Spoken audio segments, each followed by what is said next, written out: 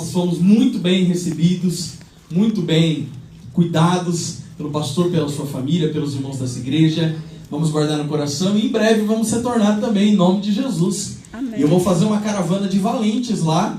E eu vou falar, vocês vão encarar comigo 30 horas de viagem e nós vamos cooperar em Louisiana, em nome do Senhor Jesus. Amém, Deus tirou Jesus. isso no meu coração e nós vamos enviar jovens para estar ajudando os irmãos, porque essa igreja aqui é uma igreja muito acolhedora, muito abençoada. E quando viemos aqui, não viemos só para entregar, viemos para receber também. E recebemos muito de Deus. Eu e minha esposa estamos voltando felizes, agradecidos pelas palavras que Deus tem nos abençoado nesse lugar. Obrigado ao pastor, à missionária e a cada irmão dessa igreja. Amém? Deus abençoe. Marcos 5:21, os irmãos encontraram? Diz assim a palavra do Senhor Jesus. E passando Jesus, outra vez, num barco, para o outro lado, ajuntou-se ele uma grande multidão, e ele estava junto do mar. Eis que chegou o principal da sinagoga, um dos principais, por nome Jairo. Vendo, prostou-se aos seus pés, e rogava-lhe, pedia muito, dizendo: minha filha está moribunda, ou seja, está prestes a morrer. Rogo-te que venhas e impõe as mãos para que ela sare e viva. E Jesus foi com ele. Oh, aleluia! Jesus foi com Jairo. E seguia uma grande multidão que o apertava. Mas no meio do caminho, uma certa mulher que havia 12 anos, que tinha um fluxo de sangue constante, havia padecido na mão de muitos médicos, e tinha perdido tudo que tinha, nada tinha aproveitado, mas indo cada vez a pior. Ouviu falar de Jesus, veio por detrás, entre a multidão, tocou nas suas vestes, porque pensava: se tão somente tocar nas vestes, sararei. E logo secou-se a fonte do seu sangue, aquela hemorragia interna do seu corpo, e ela sentiu-se curada daquele mal. Logo Jesus, conhecendo que a virtude de si mesmo saiu, voltou para a multidão e disse: quem tocou nas minhas vestes? E disseram-lhe os discípulos: vê, Senhor, que a multidão te aperta, e ainda pergunta: quem te tocou? Olhavam ao redor para ver o que fizera, mas a mulher, que sabia o que tinha acontecido, temendo e tremendo, aproximou-se diante dele e disse toda a verdade. E ele lhe disse: filha, a tua fé te salvou, vá em paz e seja curado. Estando ele ainda a falar, chegou outros dos principais da sinagoga e disseram: Jairo, a tua filha já está morta, por que incomodas o mestre? Jesus, ouvindo essas palavras, disse para Jairo: não temas, crê somente. Fixe isso no seu coração, irmãos. Não temas, creia somente. Aleluia. Você pode glorificar o nome do Senhor? Glória a Pelo Deus. que o Senhor está ministrando no nosso coração. Senhor, meu Pai, Tu tens a liberdade de falar no nosso coração. Não aquilo que queremos ouvir, mas o que o Teu Espírito deseja ministrar. Em nome do Senhor Jesus. Queremos ouvir a Tua voz. Fala conosco em nome de Jesus. Amém? Pode tomar o seu assento, meus irmãos. Deus nos abençoe grandemente. Amém, Jesus. Irmãos, essa passagem é conhecida muito pela história de Jairo. Jairo era o principal da sinagoga. A sinagoga, estamos falando da comunidade que se unia em volta do templo para adorar, para estar responsável pela frente dos cultos. Podemos dizer que Jairo era uma pessoa muito influente na sua igreja, muito importante no ministério que Deus tinha colocado. Mas mesmo ele fazendo a obra de Deus, e diz que como ele era principal, para ser principal, era muito necessário o empenho. Para ser um principal na sinagoga, não se acontecia de uma maneira para outra. Na verdade, os jovens, com 12 anos, quando tinham bar mitzvah, que acontece até os dias de hoje na cultura judaica, eles eram preparados para se apresentar perante aos mestres e doutores da lei no templo. Antes dos 12 anos, eles eram obrigados todos os dias a decorarem os 5 primeiros livros da Bíblia, o Pentateuco. E eles sabiam de toda a lei, de cabo a rabo. Era decorado, era ensinado em casa todos os dias. Com 12 anos, essa criança era apresentada até o templo, e era visto, e era lhe testado o seu conhecimento sobre a lei. São 5 livros da Bíblia, é muita coisa, meus irmãos. E naquele momento era testado se o menino se prontificasse a ser bem estudioso e pudesse demonstrar o seu conhecimento para aqueles. Um dos mestres o escolhia para ser o seu aluno. E aí o mestre ia lhe ensinando, ia no ofício, ia aprendendo, até o momento que poderia se participar de uma seita, como por exemplo os saduceus, os fariseus. Depois se passava mais anos ainda estudando, até poder falar em uma sinagoga. Depois de mais anos estudando, chegava a ser o principal da sinagoga. Só para os irmãos entenderem, Jairo se aplicou muitos e muitos anos da sua vida. Ganhou mérito, ganhou respeito da sociedade. Agora ele era o principal, mas na casa dele, uma doença atemorizou a sua filha. Uma filha de apenas 12 anos. 12 anos estava morrendo e não podia nada fazer. Lembre-se bem esse mistério. Quantos anos eu disse que o menino tinha que se preparar para poder apresentar os seus conhecimentos na sinagoga. Esses anos eram 12. E os mesmos 12 anos que Jairo teve na sua vida para crescer, para prosperar, para poder aprender, para poder se dedicar na palavra do Senhor, a sua mesma filha não teve a mesma chance. Agora reflita comigo isso. Qual pai não quer que seu filho viva melhor do que ele viveu? Qual pai não imagina um futuro melhor para a sua filha, para o seu filho? Então imagine Jairo, olhou para a própria vida e disse: 12 anos eu estudei, eu melhorei, eu aperfeiçoei, e eu cheguei aonde eu queria, eu cresci. Mas a minha filha com 12 anos não está vendo uma perspectiva de futuro, está vendo uma perspectiva de morte. Ela com 12 anos não tem mais o que fazer. Mas Jairo, nesse momento, tomou uma escolha. A escolha dele era de ir encontrar a Jesus. Sabe por quê? Porque a nossa mão como pai, como mãe, pode chegar até um certo ponto. Mas a partir dali, nós não podemos fazer muita coisa pelos nossos filhos. Eu sei que você tenta dar a melhor educação possível. Eu sei que você tenta não deixar faltar nada. Mas Jesus está dizendo, a sua mão pode ir até um momento, a partir dali você não pode mais. Mas eu não tenho limite. A minha mão, ela alcança além daquilo que você imagina. Glória a Deus. Você acha que é fácil fazer um aniversário de 10, 11, 12 anos para uma filha, sabendo que a qualquer momento ela pode morrer? Será que é fácil para um pai matricular a filha numa escola, sabendo que ela pode morrer a qualquer momento? Não é fácil, mas ele falou, a minha parte eu faço, a minha parte é falar com Jesus. Já dei a educação, já dei a comida, já dei a educação, já dei a saúde, mas agora o que eu preciso fazer é falar com Jesus. Jesus tinha saído de Gadara, onde ele tinha feito uma realização de um endemoniado que foi liberto. E essa notícia envoltou todo o mar da Galileia. E o povo, muito contente, eufórico, vai às margens para receber Jesus quando ele chega. Quando a notícia chega, Jairo sabe que ele já pode fazer tudo que ele pôde fazer pela sua filha. Mas ainda lhe faltava uma cura. E aí ele deixa a filha dele em casa e vai até o mestre. Sabe o que Jairo era? Jairo era um intercessor. O intercessor é uma pessoa de insistência. Uma pessoa que pede e sabe que enquanto ele não receber, ele precisa continuar pedindo. A insistência é uma coisa muito importante. A insistência é uma coisa que gera milagres. Eu sei que às vezes nós nos cansamos, porque falamos assim, Deus, eu já pedi e não aconteceu, então eu vou esquecer e não vou pedir mais. Mas Deus está dizendo, se você quiser, insista, porque Deus vai fazer uma coisa linda para a sua vida. Aleluia, glória a Deus. Jairo, será que estava feliz? Não. Jairo estava feliz em deixar sua filha à beira da morte em casa para poder encontrar alguém que ele ouviu falar no meio da rua? Você acha que foi fácil para Jairo? Possivelmente triste, abatido, desmotivado, mas ele sabia que ficar em casa não resolveria o problema dele. O Senhor ministrou isso no meu coração ontem quando eu falei, está com problema? Vem à casa de Deus. Está precisando de cura? Vem até a casa de Deus. Está se sentindo desanimado? Vem até a casa de Deus. Está se sentindo angustiado? Vem até a casa de Deus, porque em casa você não vai resolver nada. Deitado na cama a gente não resolve nada, pastor. Angustiado embaixo dos travesseiros a gente não resolve nada. Você acha que é fácil? A gente tem dia que não dá vontade, né, pastor? Não dá coragem, é muita prova, é muita luta. Botar o terno, botar a gravata, vim até aqui. Mas o Senhor fala, vem até a minha casa, vem de encontro a mim, porque aqui tem a solução para a sua vida.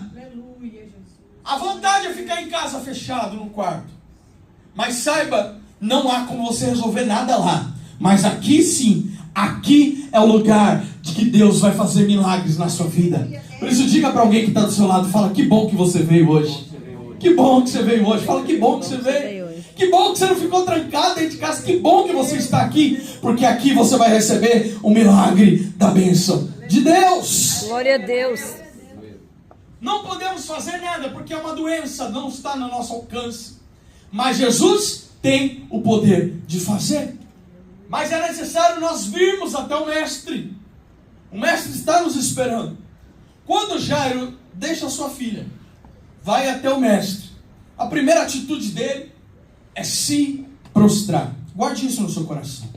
Jairo se prostra. Jairo se joga no chão aos pés do Mestre. Mas eu disse, ele era o principal. Ele era a pessoa mais importante que existia na sua região. Todos respeitavam. Na verdade, todos abaixavam a cabeça para que Jairo pudesse falar. Mas quando ele reconhece que Jesus é superior a ele, ele se prostra. Às vezes nós íamos pedir e viemos à casa do Senhor necessitados. E achamos que Deus, na verdade, é como se fosse o 0800 do Brasil, lembra? Que a gente liga e fala assim, eu estou precisando disso, estou precisando daquilo. O disque, a gente diz que há 2, 3 números e as pessoas têm que vir fazer a nossa vontade. Mas não é assim que funciona a presença de Deus. Quando você chega aqui, você tem que reconhecer quem é o maior.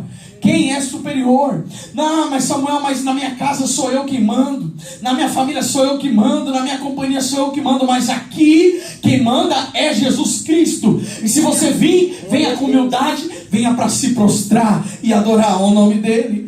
Mas quando Deus vê alguém que não quer status, alguém que não quer fama, alguém que não quer ser superior a ninguém, uma menina como essa, umas mulheres como essa que eu vi aqui hoje chorando e pegando os lencinhos e abrindo o coração para Jesus, a Bíblia vai dizer que Deus não resiste ao coração quebrantado. Glória a Deus. Ele não despreza o coração contrito.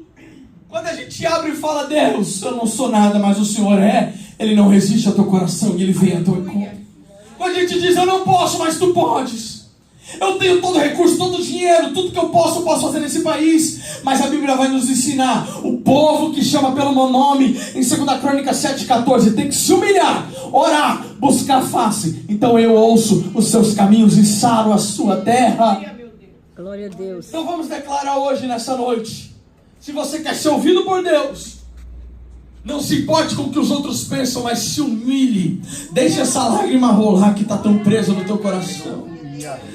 Deixe esse problema sair para fora. Saiba, quanto mais é o maior o nível da sua entrega, maior é o nível que Deus pode fazer. Às vezes a gente fica se importando, mas vão olhar para mim. Eu sou o principal e agora estão me jogando no chão, me sujando como qualquer um. Mas ninguém sabe pelo que você está passando. Então ninguém pode julgar o tamanho da tua entrega. Por que ela chora tanto no culto? Você não sabe o que ela está passando. Por que ela grita tanto socorro para Deus? Você não sabe o que ela está passando. Quando Ana, amargurada de alma, sendo rivalizada pela sua rival, que ela importunava ela toda vez, dizendo, você não tem filhos, eu tenho. Naquele momento ela passava anos e anos e anos indo na casa do Senhor e pedindo e chorando. Mas uma vez foi tão dolorido para ela que ela chegou, ela orou e chorou e se ajoelhou e ela chorou tanto, mas com uma força tão grande dentro dela que as palavras não saíram da boca. Você já teve esse momento de intimidade com Deus? Onde nem sequer as palavras saem da boca, mas as lágrimas vão saindo.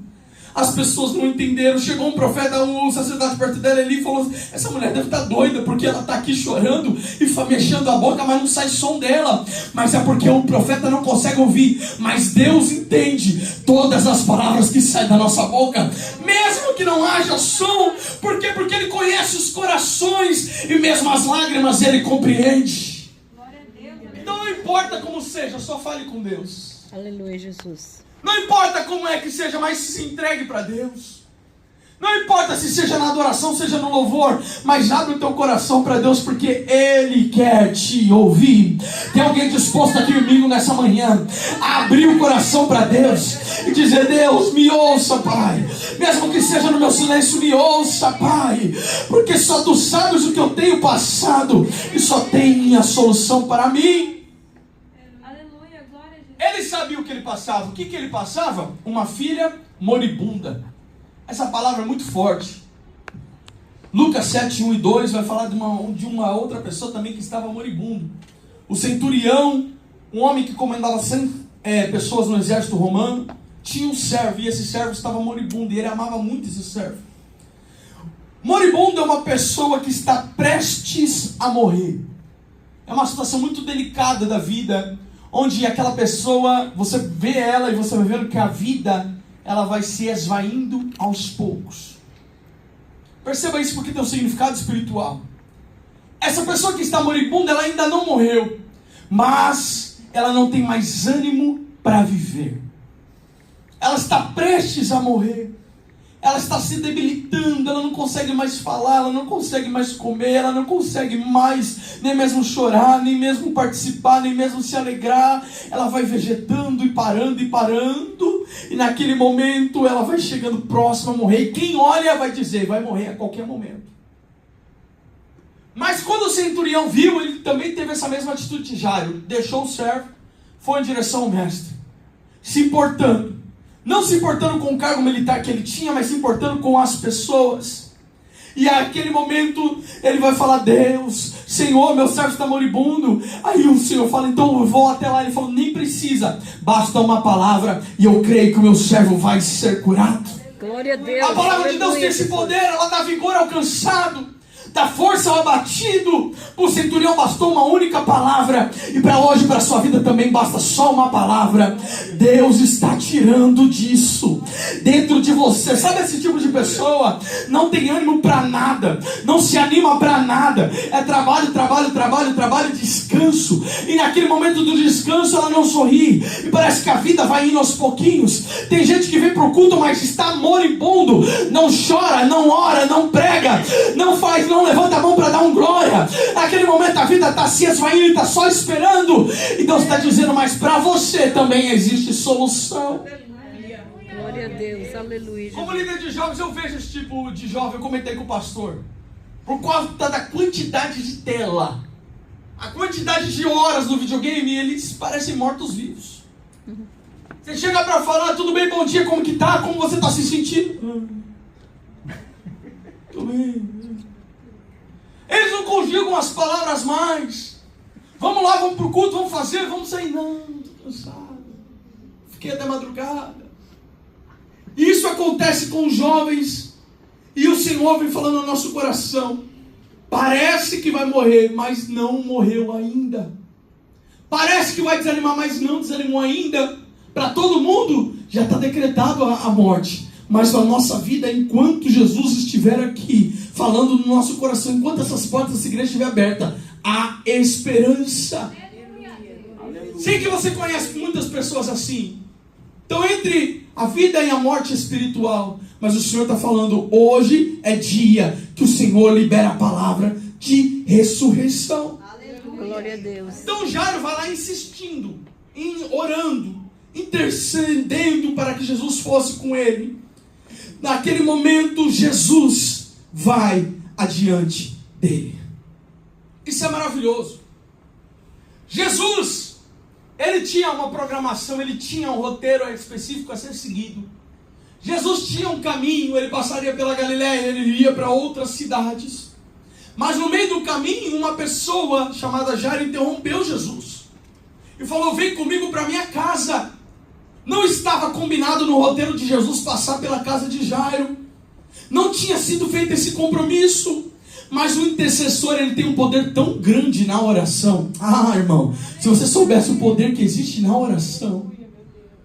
O intercessor tem um poder tão grande na oração, que ele mudou os planos do próprio mestre. E o mestre começou a ir junto com ele.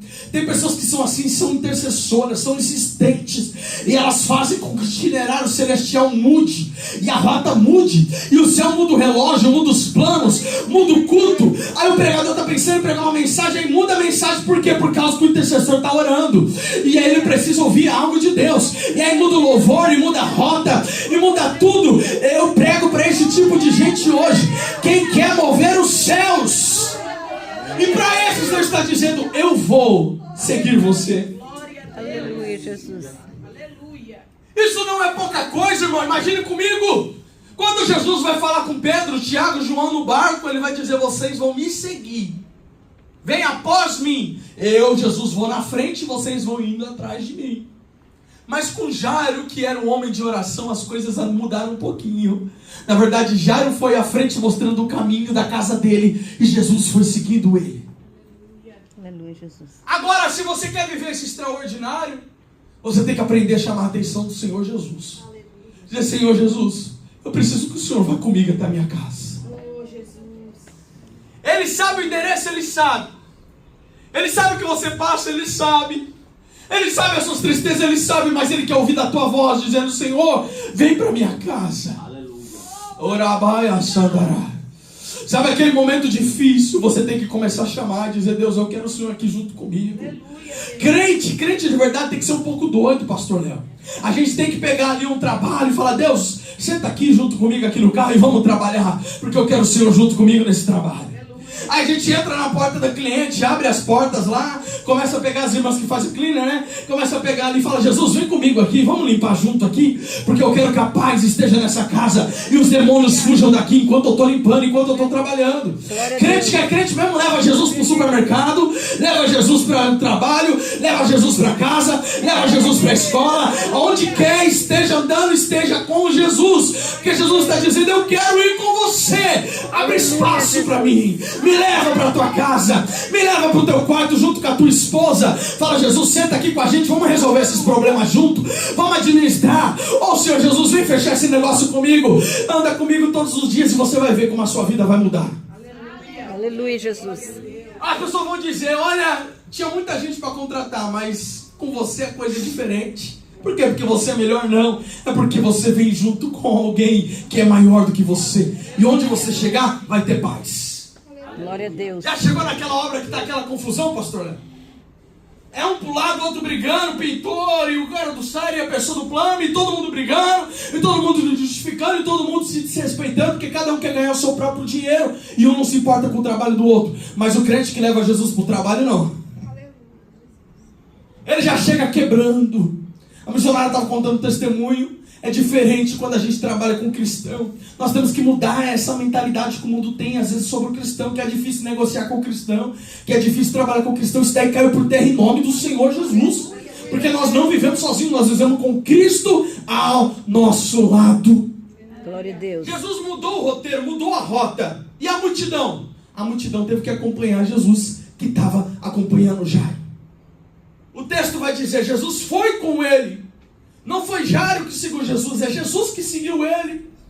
Não é todo mundo que Jesus vai deixar ir na frente, mas os intercessores Jesus autoriza. Onde você for, eu vou. Onde pisar, pisarei. Sabe o intercessor chamado Abraão? Jesus chegou a falar assim para ele, olha, quem te abençoar, eu vou abençoar, e quem fala mal de você, eu vou amaldiçoar.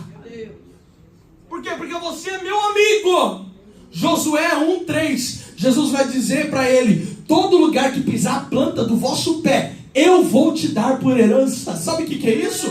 É nós irmos e conquistando e caminhando e Jesus atrás assinando, dizendo, isso aqui é seu, está destravado, é para a sua vida, a bênção é tua, porque onde você for, eu vou fazer também. Glória a Deus, aleluia. É como José, que tudo que tocava prosperava. Por quê? Porque Jesus ia com ele, irmãos. Então chame Jesus para viver com você em todas as áreas da sua vida. Glória a Deus, aleluia, Jesus. Mas aconteceu uma coisa nessa história que quebrou o protocolo de novo. No meio do caminho, Jairo apressando para levar Jesus para a casa dele. Mas do nada Jesus parou. Irmãos, crê somente. Não continue andando se Jesus parar. Jesus está com você, está seguindo, os projetos estão indo, mas quando Jesus fala para, você para também. Ah, Samuel, mas você não disse que eu sou intercessor? Eu levo Jesus para minha casa, onde eu toco, prospero, onde eu vou, mas você está debaixo da autoridade. Jesus está ali te abençoando, mas a autoridade continua sendo dele. E existem momentos que Deus vai falar para você: para. Porque as coisas não são todas do seu jeito. E você não está aqui sozinho para receber. Tem mais pessoas para receber também junto. Aleluia. Olha que interessante, Jesus para, todo mundo para. Naquele momento ninguém entende nada. Mas Jesus parou, porque existia uma mulher que foi ousada a ponto de interromper a caminhada de Jesus. Ela vivia um problema, o que era o fluxo de sangue do seu ciclo menstrual, que não parou, não cessou depois daquela quinzena, não parou mais. E continuou-se por 12 anos. Olha o mistério de novo, 12 anos. Jairo estuda 12 anos para ser principal. A filha dele tem 12 anos, está à beira da morte. E essa mulher já tem 12 anos que sangra todos os dias e perde todas as suas forças. Perceba, não é só a minha história que importa dentro da igreja, irmãos. Eu estou aqui, mas outro também está angustiado. Eu estou há 12 anos estudando e tem outro 12 anos sangrando. E tem outra 12 anos morrendo. Mas um momento lindo é que Jesus, numa mesma história, consegue curar todos. Irmãos, eu vou dizer um ensinamento para vocês, e leve isso para a vida de vocês. Eu me alegro com a vitória do meu irmão, porque eu sei que ele está chorando juntamente comigo. Aleluia, Jesus. Quando o meu irmão consegue conquistar algo novo, eu fico feliz. Quando meu irmão prospera, quando eu estou aqui, eu estou na fila da oração, um profeta ora por mim, não fala nada, ora pelo outro, não fala nada, mas ora pelo outro irmão, revela o nome, revela o CPF, fala do futuro. Eu me alegro de saber que Deus está curando a todos. Aleluia. Glória a Deus. Essa mulher não tinha mais força para nada. Ela participou do culto, mas não cantou. Orar, ela não orou. Já não tinha força, se prostrou, pediu, rogou, parou a multidão, levou Jesus para casa, fez tudo. Mas a mulher, ela se arrastou. E que ela tocou na hora do manto somente com ato de fé. Veja muito bem, a solução, o problema era diferente. A mulher não tinha força, não tinha ânimo, não podia fazer nada. E o culto dela foi simplesmente tocar na hora de Jesus. Jairo tinha um problema muito maior, ele estava muito bem, mas a sua filha estava muito mal. Ele pôde orar, ele pôde prostrar e ele também pediu para Jesus. Dois problemas totalmente diferentes, mas uma única solução. Ah, Deus não é um Deus de impossível. Eu e você, nós conseguimos resolver um problema por vez. A minha esposa, quando ela começa a falar muita coisa, eu falo: pera aí, moça, eu já me perdi. Minha esposa, quando fala que tem que ver isso, que tem que ver aquilo, que tem que ver aquilo, que tem que ver aquilo, eu falo: não, eu consigo resolver um problema por vez. Mas o Senhor Jesus não, irmãos. Ele consegue olhar para cada um aqui, olhar para cada dificuldade aqui, para cada sonho, para cada esperança, e de uma única vez, com uma única palavra, Ele libera a cura para todos. O que eu preciso fazer? Esperar a minha vez de ser curado. Glória a Deus. Cara, podia falar: Senhor, eu que te chamei, eu que cheguei, eu que adorei, eu que estou com o microfone, sou eu que pedi do Senhor para minha casa. Minha filha está morrendo, essa mulher depois a gente vê. Não é assim, é Deus que escolhe. A missionária me ensinou hoje, Eclesiastes capítulo 3. Há um tempo determinado para todas as coisas debaixo do céu. Quem espera não sofre. Quem espera alcança. Naquele momento angustiado, no momento da espera, veio um outro amigo de Jairo e falou: nem adianta mais importunar o mestre, a tua filha já morreu. Mas aí Jesus fala para ele: espera, creia somente, e você também vai receber a tua vitória. Não é sobre quem recebe mais milagre, quem é filho favorito de Deus. Mas quando se chega a má notícia, nós estamos aqui orando, pedindo, louvando ao Senhor. E nesse pior momento da espera, nesse tempo tão difícil de esperar, a gente tem que lidar com a realidade que as pessoas vão dizer: você não vai conseguir, você não vai receber. Mas naquele momento Jesus disse: espera e viva o meu tempo na sua vida. O que Jesus está dizendo? Jairo, ignore a realidade. É fácil ignorar a realidade, pastor? A gente vê. A gente abre a conta no banco, é impossível ignorar aquela realidade. A gente vê os mil chegando, é impossível ignorar a realidade. Mas o Senhor está falando: ignore a realidade. Não veja aquilo que seus olhos contemplam fisicamente. Vejam-os com os olhos espirituais, para além daquilo que seus olhos carnais podem contemplar. Então veja, a realidade nossa não pode deixar a gente de acreditar nas promessas, não pode impedir a gente de acreditar. A palavra de Deus nunca vai voltar atrás. Então você tem duas escolhas hoje. Ou você desacredita das suas promessas e vive a tua realidade, ou você ignora o que você está vivendo hoje e crê na palavra de Deus, que nada pode estar dando certo agora, mas essa estação muda, esse tempo muda, e a palavra de Deus vai dizer: fique em paz, a tua filha vai viver. Hebreus 11:1 vai dizer: a fé é a certeza daquilo que esperamos, a prova daquilo que não vemos. 2 Coríntios 5:7 vai dizer: nós vamos viver pela fé e não pelo que vemos. Então por que é que você anda tão preocupado olhando para aquilo que você pode ver, em vez de fechar os seus olhos e contemplar aquilo que não se pode ver?